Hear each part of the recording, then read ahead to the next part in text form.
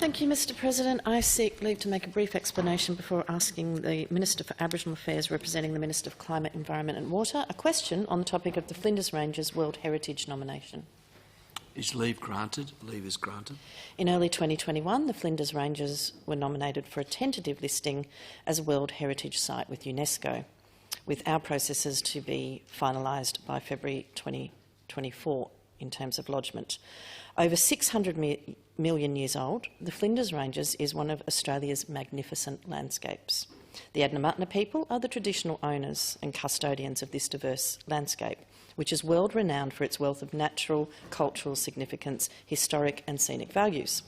In 2016, the oldest known evidence of Aboriginal settlement was also discovered in a rock shelter within the Flinders Ranges at a site called Warratji. It contains the first reliably dated evidence of human interaction with megafauna. Dating of the artefacts and fossil finds show that humans occupied this site somewhere between 46 to 49,000 years ago. The previous oldest known site in the arid zone, located at Puritjara in Western Central Australia, is around 38,000 years old, so this is quite significant. The operational guidelines for implementing the World Heritage Convention now call on state parties to include greater consideration and involvement of Indigenous peoples in all phases of World Heritage practice, from tentative listing and nomination through to management and monitoring of a listed property. In particular, paragraph 123 of the operational guidelines says that, quote, state parties are encouraged to prepare nominations with the widest possible participation of stakeholders and to demonstrate as appropriate that the free, prior and informed consent of Indigenous peoples has been obtained through inter alia, making the nominations publicly available in appropriate languages and public consultations and hearings. It follows then that the active involvement of the Adnyamathanha peoples in the consultation process for the Flinders Ranges nomination is critical in demonstrating that free, prior and informed consent for the nomination. Therefore, my questions to the Minister are: what consultation has the Department undertaken with Adnyamathanha traditional owners in relation to their cultural heritage in the Flinders Ranges? How will cultural values be included and appropriately reflected in the World Heritage nomination?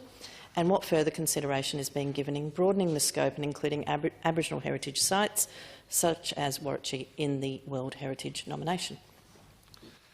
Call the Minister for Aboriginal Affairs. I thank the honourable member for her question. Obviously, in relation to what the Deputy Premier's departments in preparation for World Heritage nomination have done, I will need to take some advice on that and to bring back a reply for the honourable member, which I will do.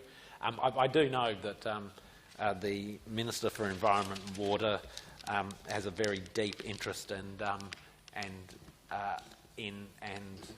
respect for Aboriginal heritage and Aboriginal culture. It's something I discuss with her regularly, sir.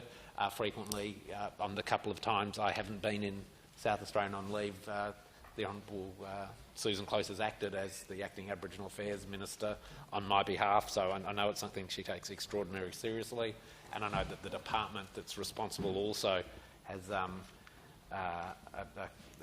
deep commitment and also experience in consultation with Aboriginal people, Aboriginal communities and Aboriginal nations. There are a number of national parks, for example, that are in co-management arrangements around South Australia, including on the Yorke Peninsula and including, I think, in the Flinders Ranges. So I certainly will pass those on to the Minister in another place to bring back replies to those questions.